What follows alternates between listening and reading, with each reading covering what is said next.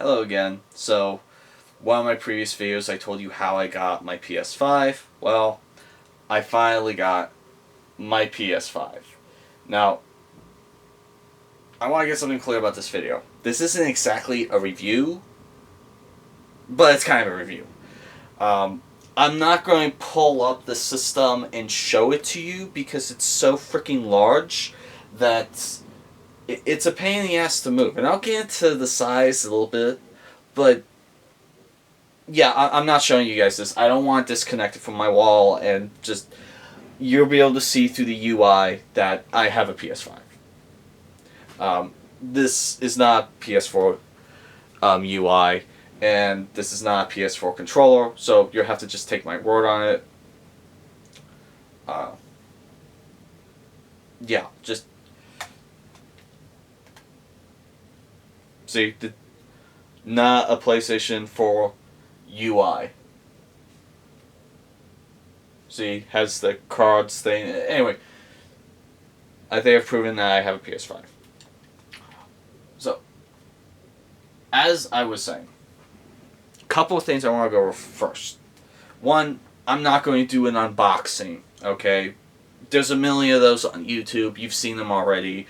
I'm also not going to talk about the stand, okay? You know about the stand. It comes with the stand. Let's move on from the stand. What I'm going to talk about is my first impressions, and honestly, who I think should get this now, and who I think should wait on this. Because there are people out there who should wait on getting this console. There are people who probably could see some benefits now. I'm going to talk about my experience. I'm going to talk about things I like, things I didn't like. So, I doubt seriously I'm going to do an in-depth review. So, these initial thoughts are probably going to be my review. So, I'm going to get into it now.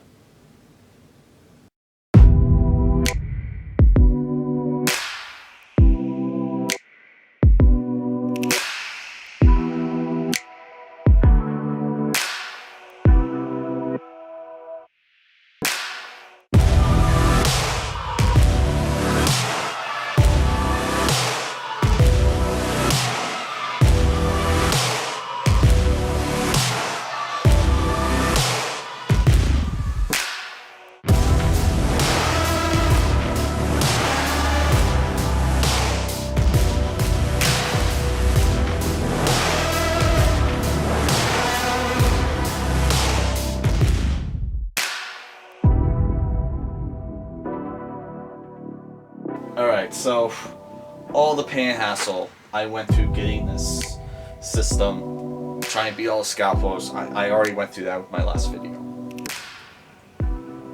Booting this up, I naively assumed that I was going to be able to enjoy this on day one.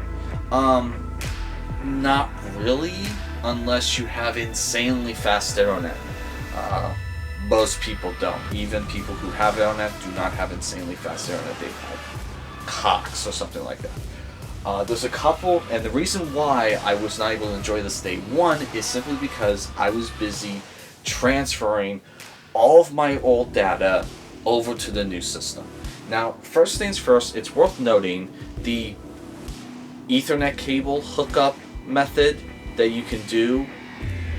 You need internet to do that. You can't just hook up an Ethernet cable to both your PS4 and your PS5 and just do it offline. You need internet, unfortunately, which sucks for people like me who have lousy internet.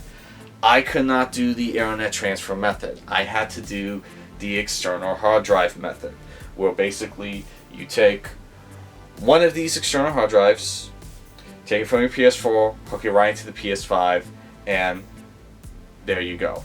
By the way, let's say you have one of these hard drives that were on the PS4, you already formatted it to the PS4, you can't reformat it to the PS5 because it's essentially the same format. It's designed to just take in your PS4 hard drive without having to do any formatting, which I appreciate. I absolutely love that. I was really paranoid that I was going to have to delete everything on a hard drive and reformat it just to be able to put new stuff on there on the PS5. I was overthinking it. You can just hook in an external hard drive right into your PS5 from your PS4, no problem. You're probably thinking, why is this guy spending so much time on storage? Well, that's because this system utterly fails in terms of storage. Sony and Microsoft, alright? I am not forgetting about Microsoft, but Sony, more than Microsoft, completely dropped the ball with this PS5. And you want to know why? Because they threw in a pathetic 640 gigabytes of space. That's it. Alright? I mean, that is laughably bad. Alright? Now, I know a lot of people say, wait a minute, I thought it was 840 something. That's what they claim, but they lie to you. It's really 600 and something, because 100 of it is for system files that you can't touch. So in reality, you only gain 100 gigs more than the initial hard drive that came with the original PlayStation 4. Now, back when the PlayStation 4 came out, 500 gigs was too damn small. Alright? It was too damn small back in 2013. When they popped it up to a 1 terabyte, it was like, okay, that's a little bit better, but it's still too damn small. At least not for what we need it for.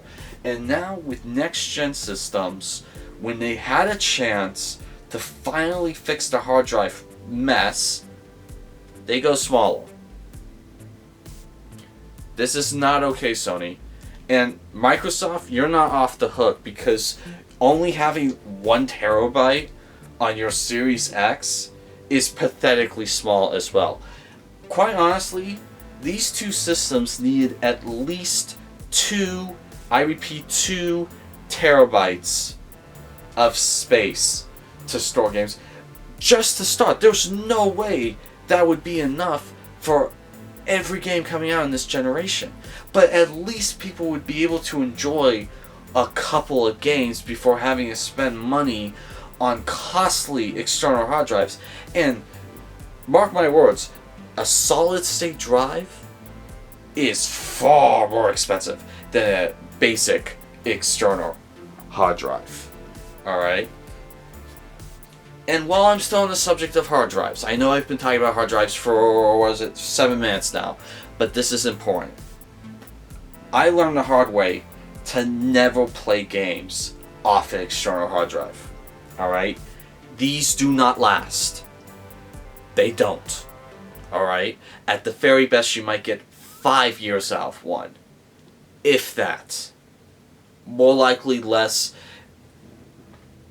And that's just leaving them alone.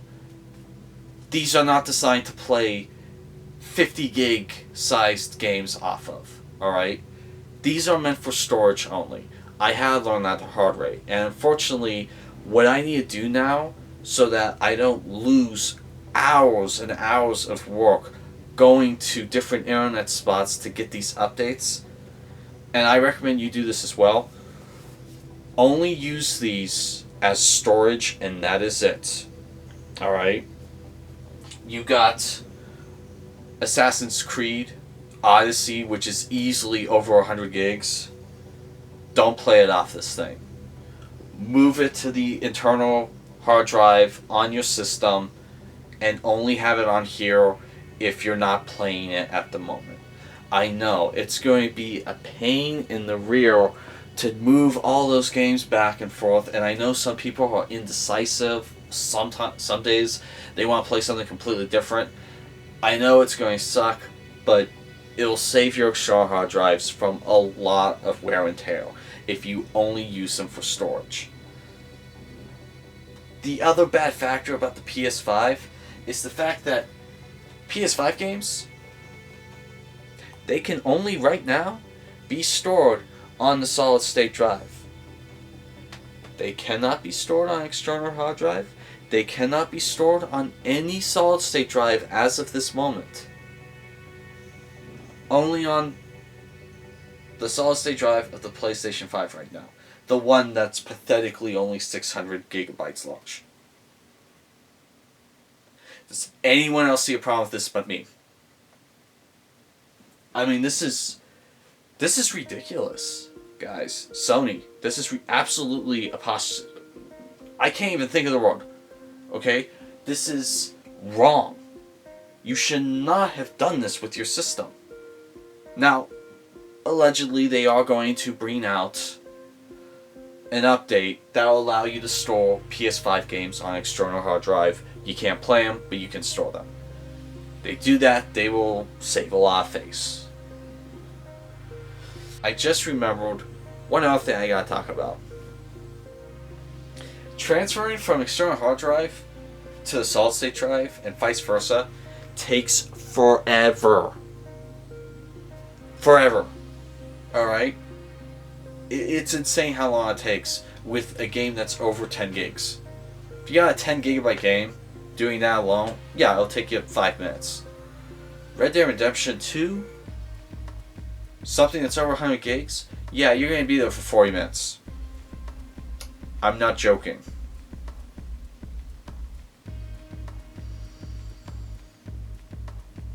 Faster loading speeds, my ass.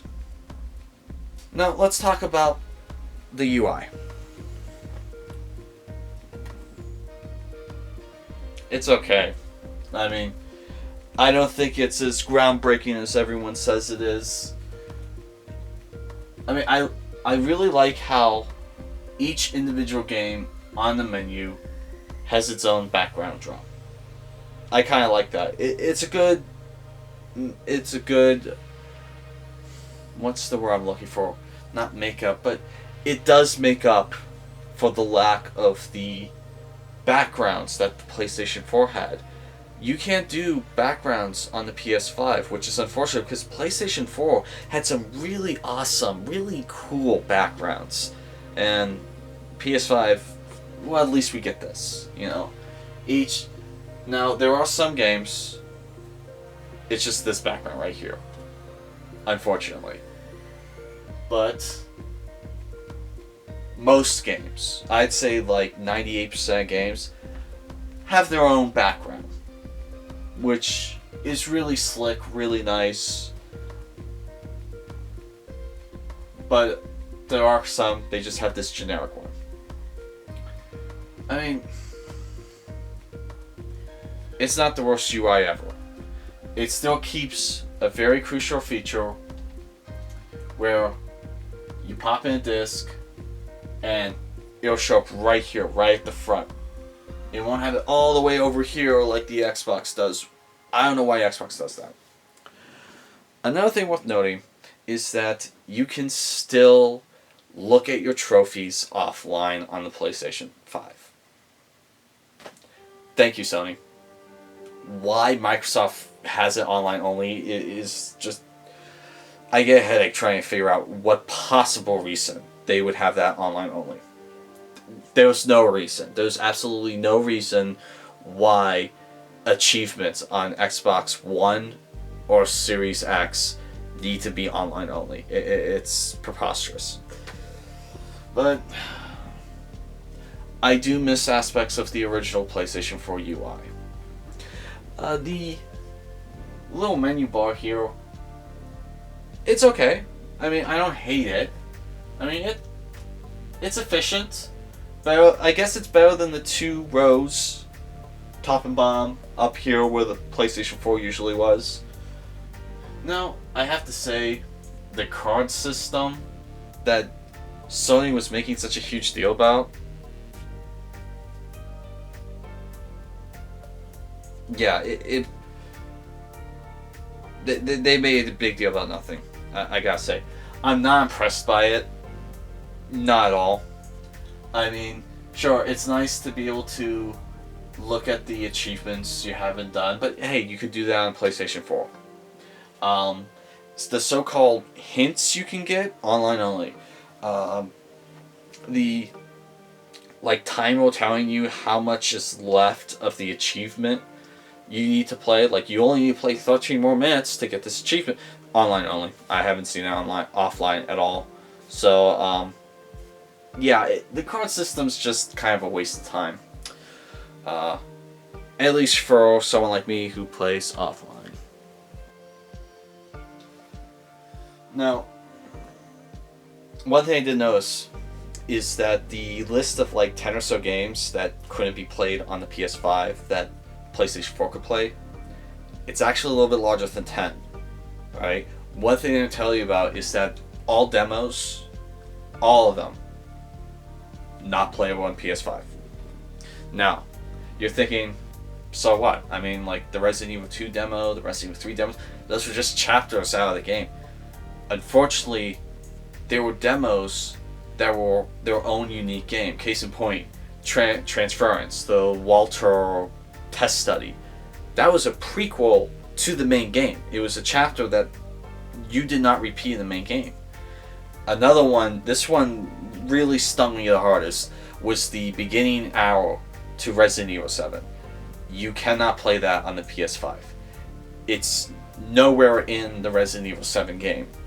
Alright, it's a prequel chapter that follows a different character. It's its own unique game, and it's unplayable on the PlayStation 5. Another thing that's unplayable on PlayStation 5 is the Last Guardian VR demo, which there was no full game. That was it. That was the only thing they made of Last Guardian in VR. Can't play on PlayStation 5. Yeah, it's kind of a shame. Ultimately,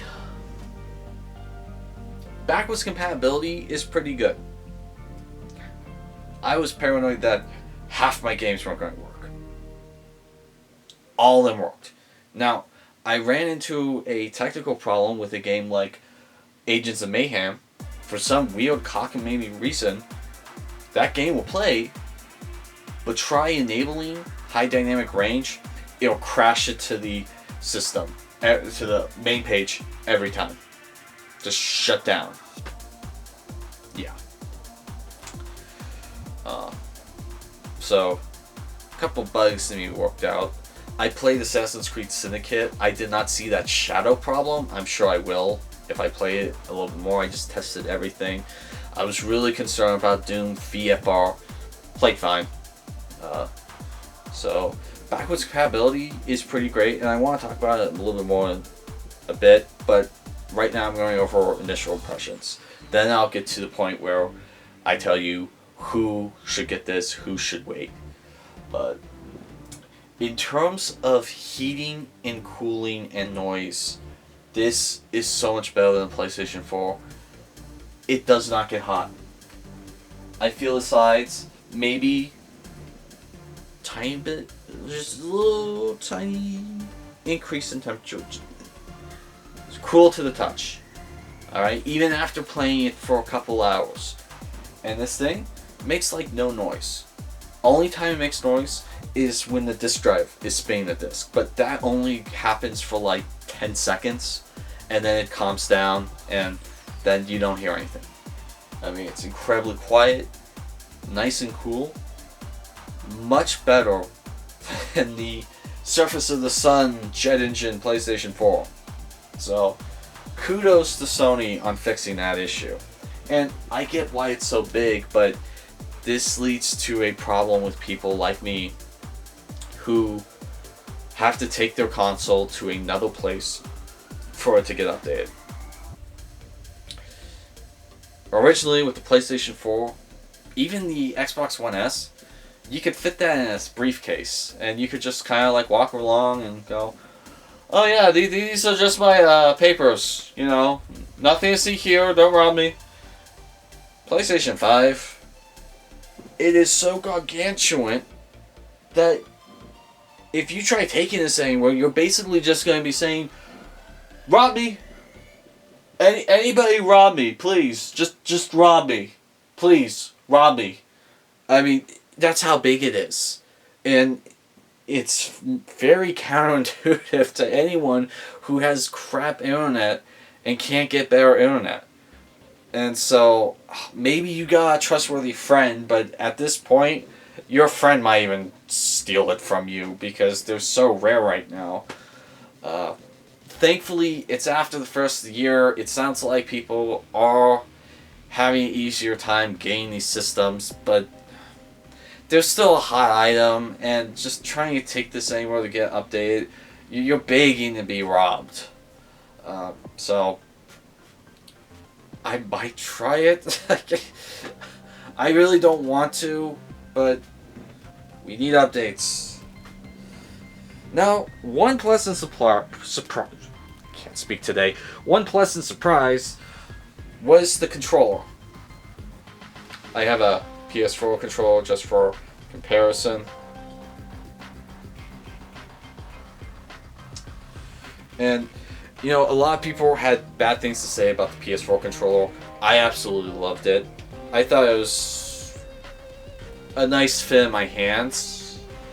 I hate using this word, but it was very petite in my hands. It didn't feel too small. Just fit very nice. I loved the light bar. Apparently, I was the only person that loved this. Most people hated it. I also loved the revision light bar at the top here, where you could see the color of the light bar. Yeah, apparently people did not like that because they removed it from the PlayStation 5. And because they removed it, there's a lot of VR games that you can't play unless you have other controllers. Now, you can connect a PS4 controller to the PS5 and play old games on it, so that is nice. I will have to get a new PS4 controller because I am selling my PlayStation 4. But in terms of this controller, it's a lot smaller than I was afraid it was going to be. When I first saw it, especially with what's his name? Jeff Keighley or Niley, or the guy who runs the Game Awards show. When he was holding it, it looked like it was gigantic. I guess he must have really small hands, because I mean this thing looked ridiculously big, and probably he had way too close to the camera. But I mean, it actually fits really nice in my hands. I was concerned about nothing. It's not terribly big like I was afraid it was going to be. You know, I've played with the adaptive triggers a little bit. They're fun. They're not revolutionary. I mean, like, it's a little surprising pulling on the trigger and just like, oh, there's restriction. Okay, and then I die because I'm looking down at the controller. Joking. I mean, it's cool. I wouldn't say it makes me never want to go back to old controller again. Now, the haptic feedbacks are probably the coolest thing about it. The way that there's so much variety in the haptic feedbacks is nice. The one problem with this controller, though, and I was really hoping they would have fixed this. This thing is a battery vampire. Okay? This thing sucks juice. I have to charge it every day. If I'm lucky, every other day. But usually I have to charge this thing every day. And I know you're going to say you have the mic on and you have the adaptive triggers and the haptic feedback turned all the way up. No, I do not. Those were the first things I turned off or down to a low level, and it only gave me maybe another hour or two of playtime. This thing does not use its battery well, and kind of another hit against Sony for that part. I was hearing all these rumors that, oh yeah, this is going to be far more efficient in battery life. And no, it's actually less efficient than the PlayStation 4 controller, because this controller, yeah, I had to charge it a lot, but it was like every other 3 or 4 days. Every day. Maybe every 2 days, if I'm lucky.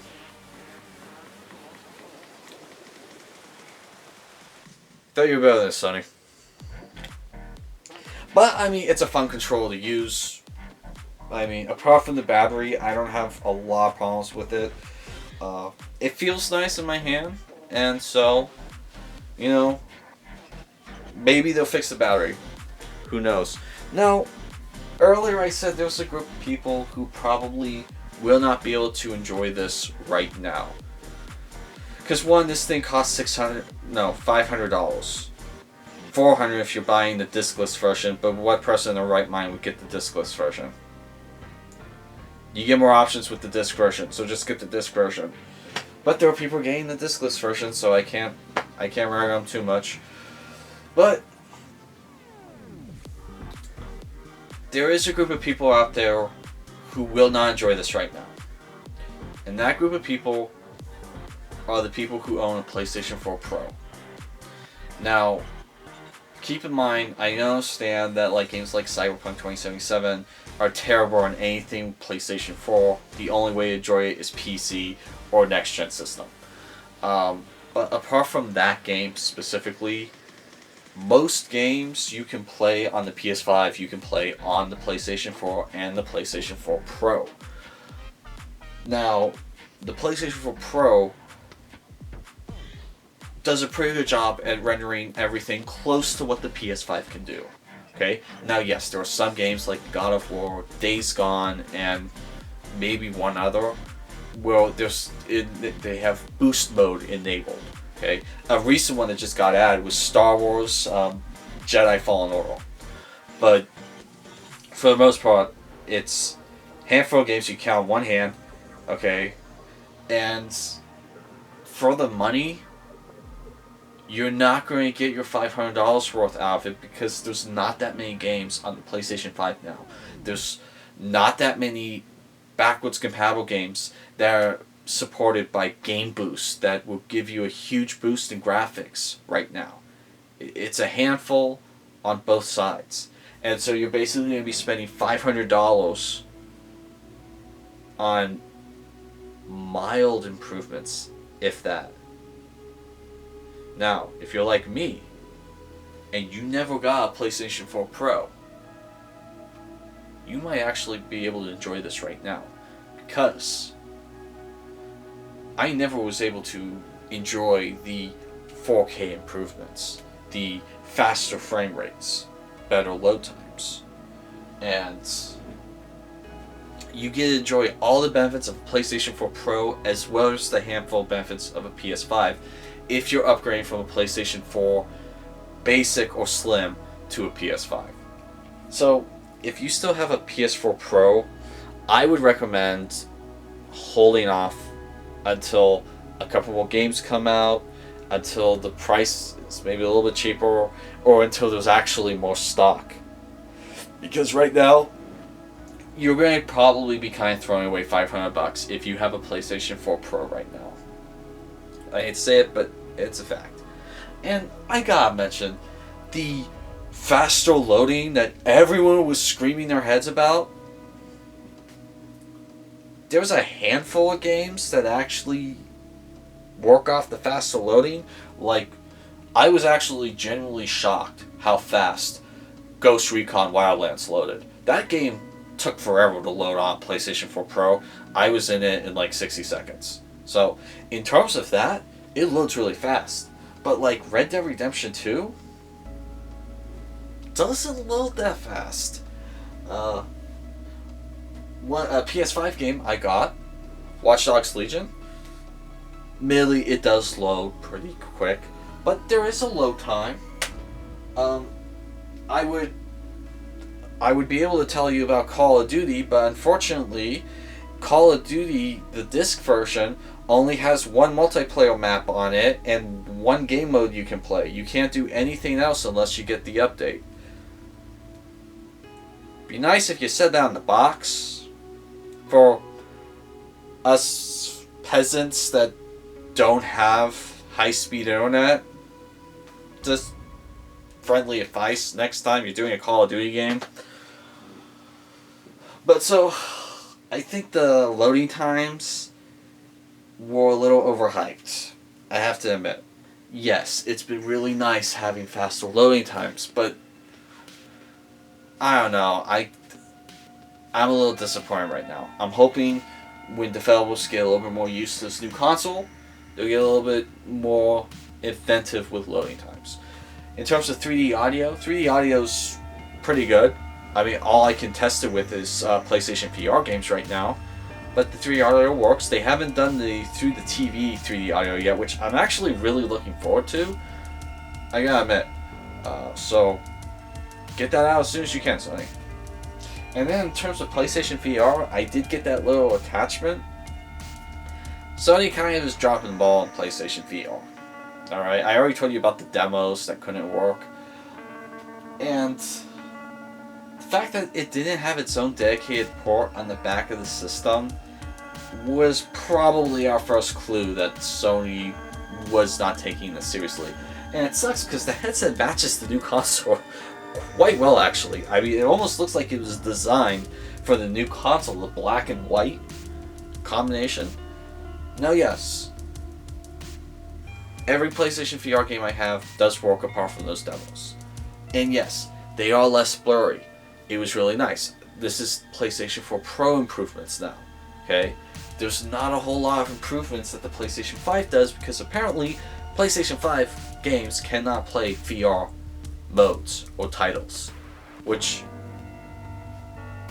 what mental genius at Sony decided that was a good idea?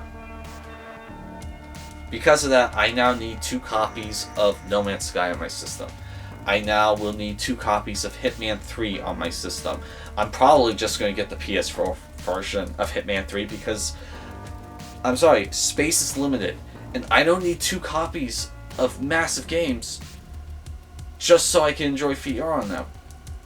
You could have avoided this. You could have just had the VR on the PS5 version. But no, you came up for some weird reason that you couldn't do this. It's messed up all of these VR companies that were planning on developing for the new PlayStation 5 system. I mean, I don't know what Sony's doing. So, it's been 30 minutes. I've been ranting for a long time. I've told you some things I love about this. I've told you some things I hate about this. Long and the short of it, if you have a PlayStation 4 Pro, I'm confident you can wait, enjoy it a little bit longer. You can play almost any game on this system on the PlayStation 4 right now. Maybe not Demon's Souls, maybe not a couple other things, but kind of really big ones you can enjoy on the PlayStation 4 now. And a couple of the big games coming out this year, 2021, you're going to still be able to enjoy on the PlayStation 4 Pro. If you got a standard PlayStation 4 or Slim, you might want to think about upgrading to this because you're going to be able to enjoy all the benefits of a PlayStation 4 Pro then. So, these have been my thoughts, initial thoughts on the PlayStation 5 system. And that's all.